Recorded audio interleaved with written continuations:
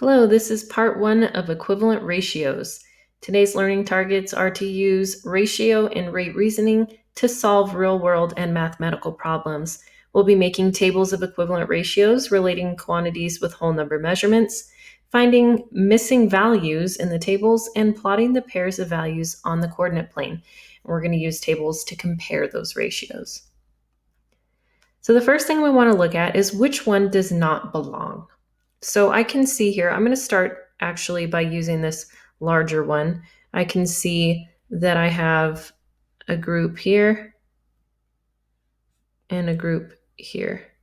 So I have circle, square, square, circle, square, square.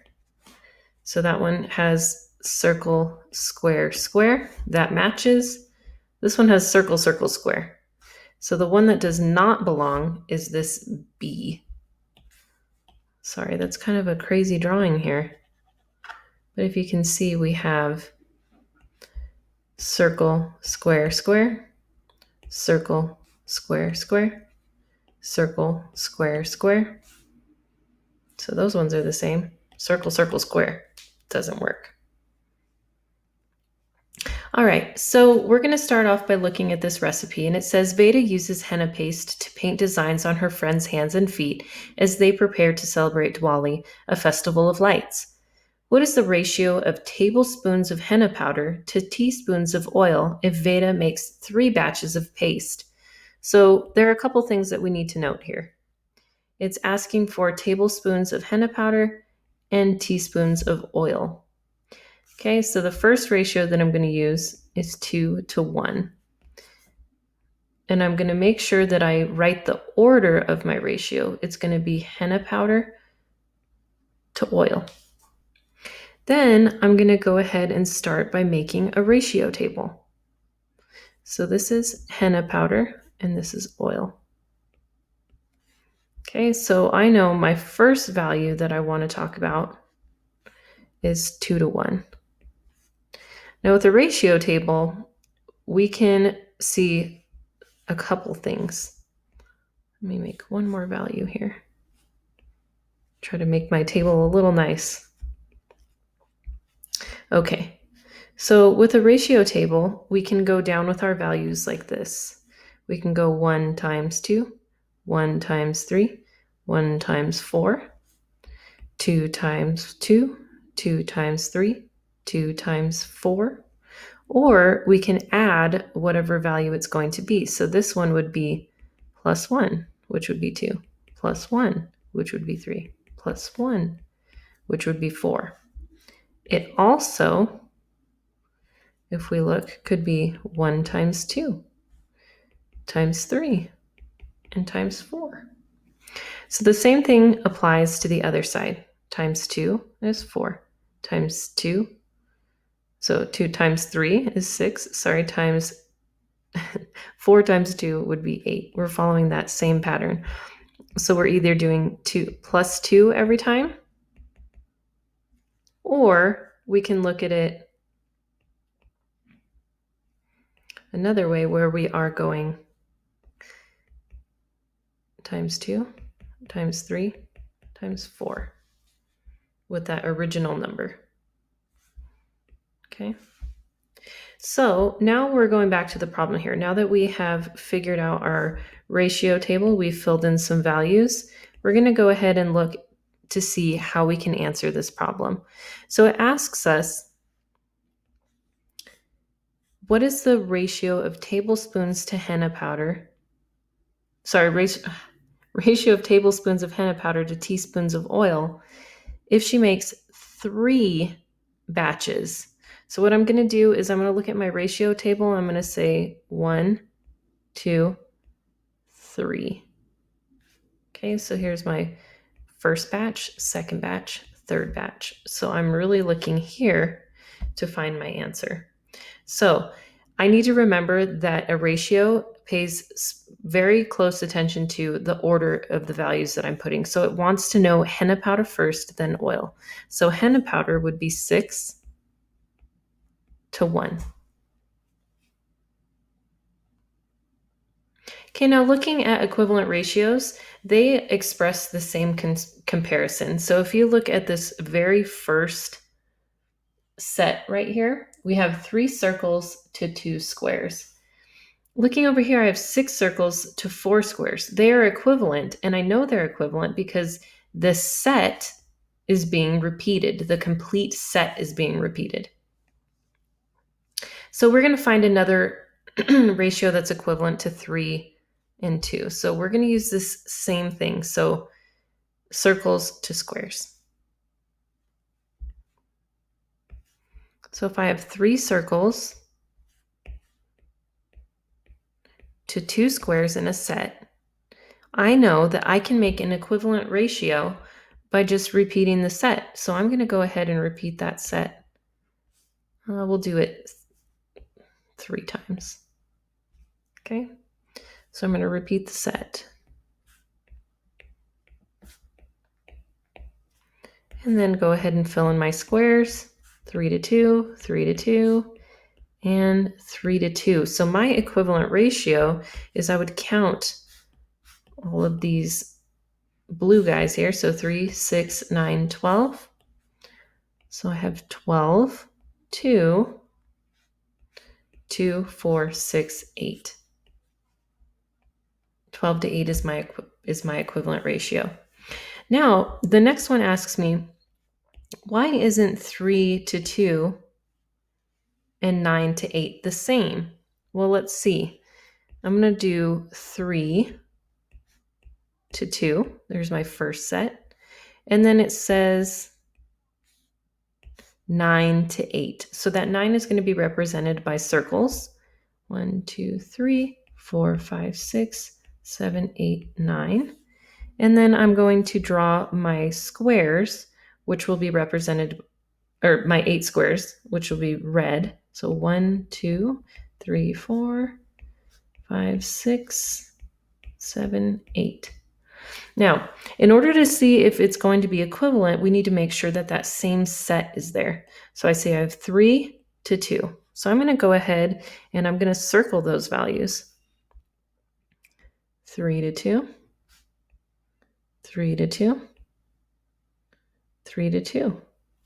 But what I notice here, wah, wah, is we have these guys here are not included in the set. So that is not equivalent because the whole set has to be included.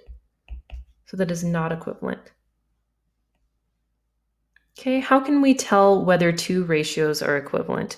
So we can tell that 2 ratios are equivalent if they follow the set. So here, this is 3 to 2. And we can say, okay, this is equivalent because it follows the same set. We're just making a duplicate of it. Okay, so this one would be 6 to 2. Okay, and now we're going to look at our vocabulary for this lesson. We're going to talk about an ordered pair.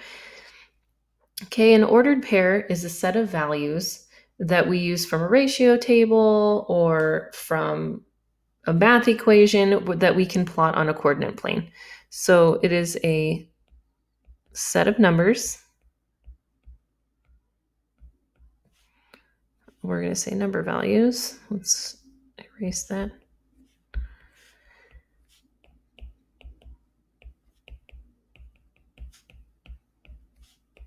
That can be graphed on a coordinate plane. Now, an ordered pair has a relationship. There is a relationship between the two numbers. It's not just any random number. It can't be 17 and 2. Like, there is a relationship between the ordered pair. Okay, what I know about it is that it's a pair. So there's 2 values. Okay, because pair means 2. The next thing I want to think about is ordered. When I think about the word ordered or order, that means something has to come first, then second, then third, and so forth. So in an ordered pair, it's very important that this value be the x That comes first always, and then a y will come next. There's an order to it. Okay, so some examples of ordered pairs. The way we can write it is x and y, or with numbers, we'll just say 1 and 2. Okay, another one that we can do is we can use a ratio table. Kind of similar like that. And then our last one here is we can put it on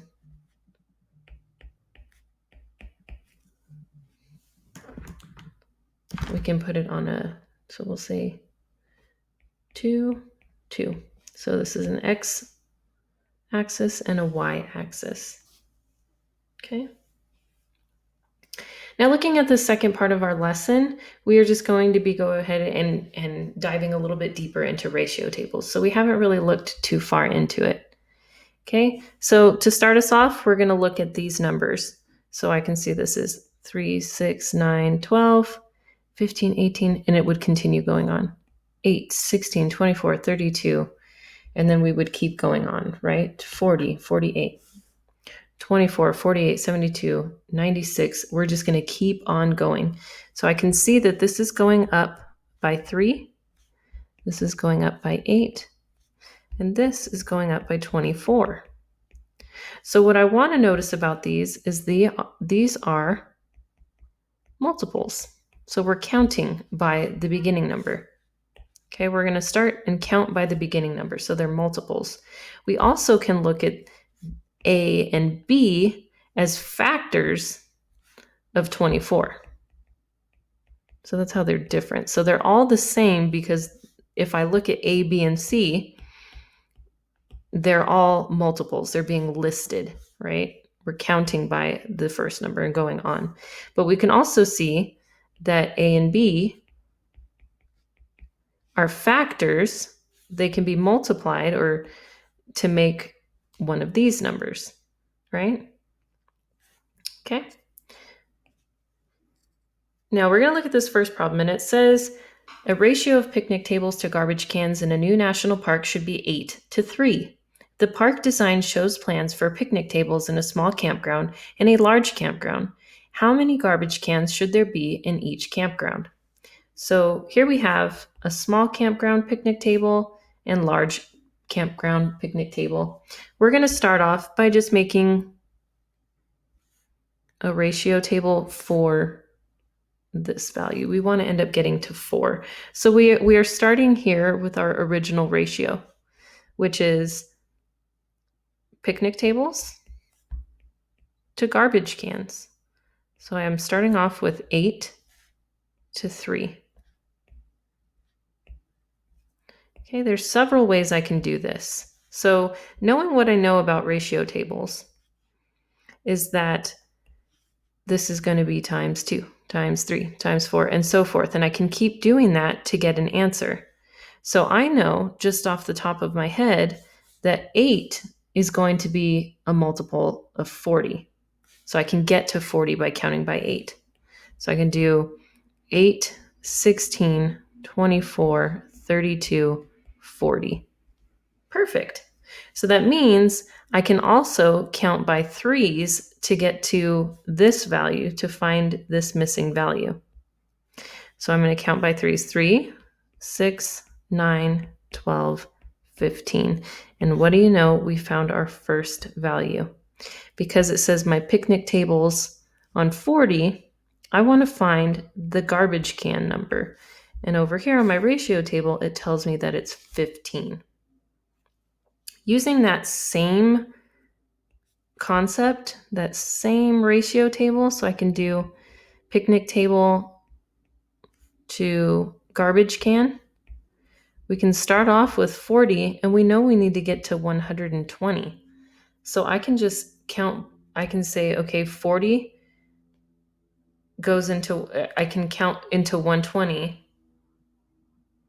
or it's like I can keep adding up this way, just like I did here.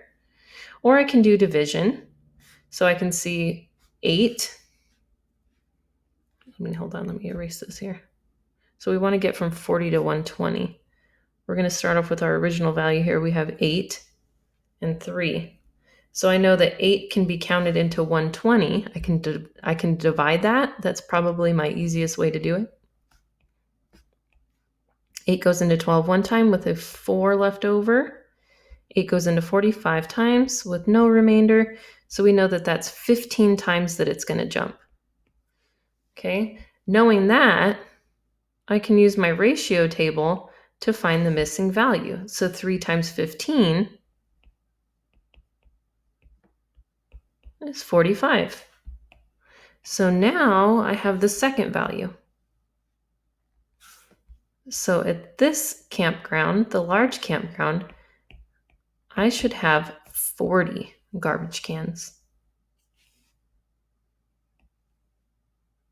Okay, so what we did was we showed a table. These are double number lines. So what we did is we had values, whoops, just kidding. We had values going this way. So we had 8 and 3, oops, just kidding, 8 and 3, 16 and 6, and so forth. So we just kept going down vertically. So a double number line is just going horizontal, and we are just going to add on until we get to that value. Kind of the same way we did here. You can also use multiplication, which is what we ended up doing. So I can multiply times 2, times 3, times 4, times 5. And then what would I multiply times 8 to get to 120? And then so forth here. So I like using the ratio table. This one is listed horizontally. You can do either way. I like to have mine vertically up and down. It's up to you. Okay, so Kai says you can divide both quantities in a ratio by the same non-zero number to find an equivalent ratio. Let's see if that's true. It says it is. It says explain why that's correct. So let's start off with 15 and 25. So it says if I divide both quantities, and this one's always, I do this as a fraction all the time, but you guys can write it as a ratio like this, or 15 to 25. Okay, so it says we're going to divide by a non-zero number. So for me, I'm going to divide by 5. And whatever I am dividing on the top, I need to divide on the bottom because it says that I have to divide both quantities. Okay, so let's see. We're going to end up with 3 and 5. So I do have an equivalent ratio. And I can draw this out too with pictures. So I could have 3 triangles to 5. Let me grab these. Hold on here. Let's group these guys.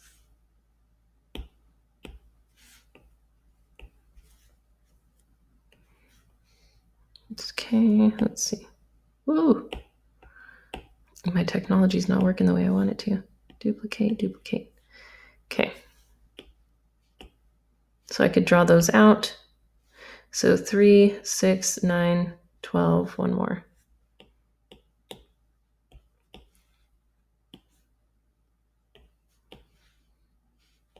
Okay, just like in the beginning of the lesson, we can check to see if something is equivalent. So I made 5 groups. 1, 2, 3, 4, 5. And that's basically what I did here, is I divided it into 5 groups. So I can see 3, 6, 9, 12, 15. 5, 10, 15, 20, 25. Those are equivalent ratios. Okay, now looking at this last problem, Haley makes a necklace with 24 blue beads, 32 purple beads. Using that same principle that we just talked about, dividing by the same number to get an equivalent ratio, well, I can see, what number goes into both 24 and 32? I know that 8 can go into 24 and 32, but let's try 4. So that's 6 and 8. which is perfect because it says she plans to use 6 blue beads. So here I have 6 blue beads. So that would mean the number of purple beads that I would need is 8. So either we can draw a ratio table, we can draw models, or we can find equivalent ratios by dividing with a constant.